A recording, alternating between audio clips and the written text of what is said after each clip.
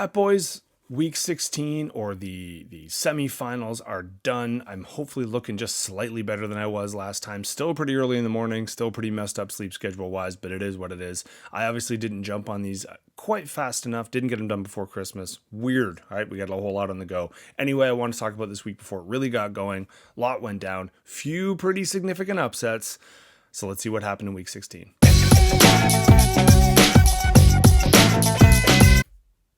Start on the consolation side. In this particular case, actually one of our tighter and better matchups. Both teams overpredicted. Both teams had a reason to be here. Now, I don't know with Justin. He did leave Adams in.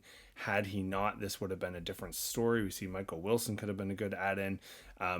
Other than that, what really came down to, we have the RB1 performance in Genty, so he didn't really get you in the playoffs, but if he got you there, he was going to help you get the win.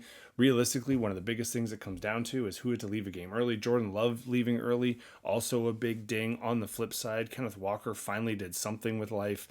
Not enough to crack our top five, but certainly enough to make B feel a little bit better going to the next one. So, Justin, you're playing for our toilet bowl. Brendan, you're playing for our consolation championship. And actually, pretty tight matchup overall. This one stinks for Horst because he went off last week, and I know he pays attention, and I know he's just overpredicted, and I know Trevor Lawrence has been such a big player for him. He was the quarterback 4. He also had the defense 5 and the tight end 1, but Montgomery getting 1.4. Jason Myers has actually been a low-key last 5-week pretty money kicker, so for him to have this performance, especially with that many points scored, Nick's so good. Your wide receivers fell on you.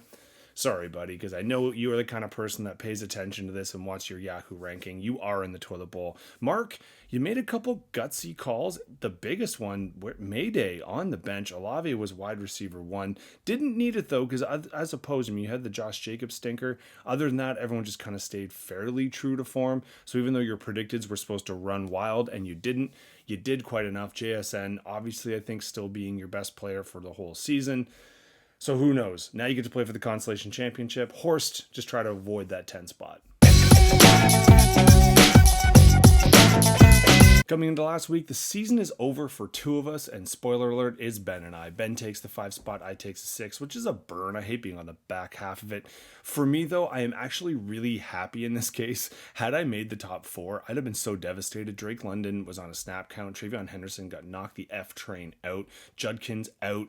I'd be cursing the fantasy gods, and actually in some of my other leagues, I have been, because this was a rough injury week for me.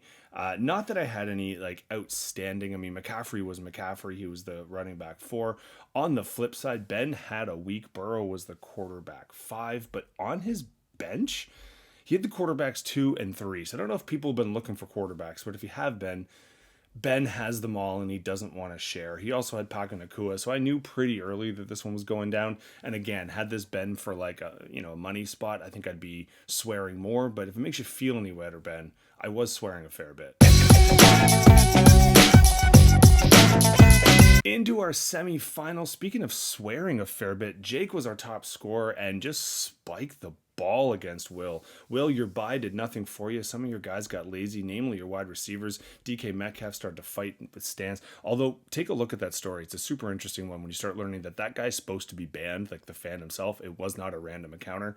Not going to defend it either way. I'm just saying things are things. You picking up Pitts has been a huge. This would be a story we'd be telling. He was a tight end 3 last couple weeks. He's been money. Giants were the defense 4. Now, unfortunately for you, you did sit Warren. Warren was the running back 2. Wasn't going to make a huge difference, but you actually had quite a few points on your bench, so things could have been a bit different. And maybe you're making Jake sweat this out. But Jake had, the Houston special teams combo. That was a defense 2, kicker 3 kind of scene.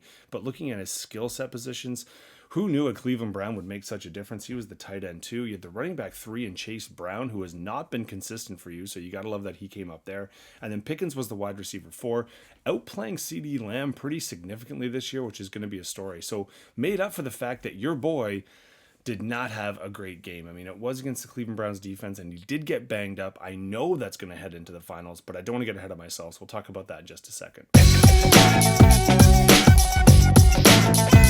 The miracle season continues for Chaz, 500 through the year, scrapes in on the last week to the playoffs, has been playing every week like it's playoffs for probably the last 5 or 6. all the way to the finals. John had a kind of wicked start. Some of his players started to come back down to earth a little bit, but what it came down to was just some injuries and some inconsistencies. You did have the QB1 performance, so that's obviously what you're shooting for that last week. Your wide receivers showed up with Chase and Smith, that receiving class together. They've had kind of go offs and ons. Javonte Williams, the unfortunate part, he did get banged up a little bit, not as much as he's going to next game. And the biggest disappointment for you has got to be Taylor and McBride. These are people that should be top 5 almost every week, and they have been for a bulk of the season. They're going to be these people that are on the top 5 lists for the whole season output, but this is a week by week affair, and they just did not show up for you when it counted. Taking a look at the benches, nothing really to drive home here. Obviously, Caleb putting up some points, but you didn't need those points. Goff was playing great. It is what it is. So Waylon, no worries, because you get the regular season title with comes with a little cheddar. Plus you get to play for the bronze. Chaz, the miracle season continues. How far are you going to take it? As mentioned in our toilet bowl, sorry guys, it is what it is. Both of the 9-10s did upset. Now, Horst, you've been living dying on Jacksonville a little bit with their matchup against Indiana. I think that's going to be interesting because Indianapolis, because that's going to add in a few more people. So pretty much you just need to watch that game, and that's going to decide how this goes. Now, we already know that some games happened at Christmas.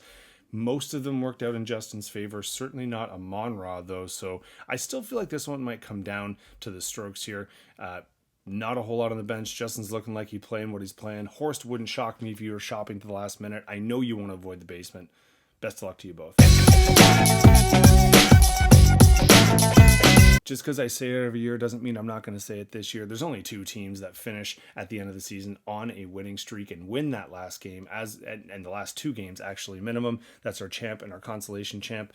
This one already looks like it's going to come down close. Bo Nix did over. CeeDee Lamb, like I was saying, he really has been overall, I think, a little bit of a disappointment. Maybe not as much as Double J here, but either way, I love that people have reset their rosters. I love that people are going for this one. Let's see how it pans out. Little bit of a grudge match.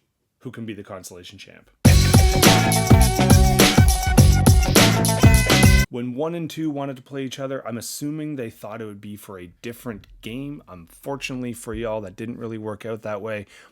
But you're still playing for some cheddar here. So on the flip side here, I think I mentioned injuries are going to play in. There is nothing worse than injuries just in general as a fan, but when they happen on games like this, it's even more of a kick. Now, really what I think this is going to come down to, as it has been for Waylon, if his studs take off, very few teams can hold with him. If they don't, it's anyone's game. Will, you got a few big punchers here. People like Warren, if you have been sleeping on him, he's been getting a lot of love. Pittsburgh's been throwing out of the backfield a bunch. Now, Cleveland's not necessarily the team they tend to go against. And Pitts has been an MVP of the playoffs, so who really knows with him? Not sure if you guys have already set, if you've made all your decisions. You have a couple here, and obviously you made some injury-related no starts, but bronze is still bronze, so here's how it works. Let's see how it works out. In our final, you don't want to see Reds this much and this prolific, but yowzers, Christmas was a killer, but at least it was a killer to both. Maybe it's going to be one of those things where neither one of you break 100 and everyone claims I could have won if I was in the final, and that's very generous of both of you if that's the gift to the rest of the season that you have. Obviously, I mentioned it before, Allen is supposed to, I think. They didn't practice on Tuesday or Thursday. I think he was withheld on Wednesday. You know Jake would be watching this one anyway because this is a big game for the Bills. So he's got double on the line there. Hopefully he can watch that one and root along with. On the flip side of the coin, Chaz, again, you kind of have like the team of destiny right now. Saints have been a big defensive pickup. They were the defense one last week. I don't think I said that in your matchup. And actually, if you had any Saint, they kind of were just a touch of gold. Looking at the benches, you've got some options to make. Both of you have some healthy candidates and some people that you might be thinking to the last minute. Not really sure if you're trying to psych each other out. We do have a matchup at the underrated tight ends. A lot on the go here. So as always, fortunately, it comes out to that who gets that 40-point performance, if any of you, or realistically, do all of your players make it through the game? Best of luck, crew. The table is set. We all know what we're playing for. Last week of the regular season, craziest thing because often, this isn't actually that big of a week for a lot of us. Some people are playing for pride. Some people are playing for a little bit of cheddar, and there's 2 people playing for a title. So I've said it like 20 times. Best of luck. I don't know a better way to say it other than I hope you all luck. But enjoy the last week of fantasy football, everyone.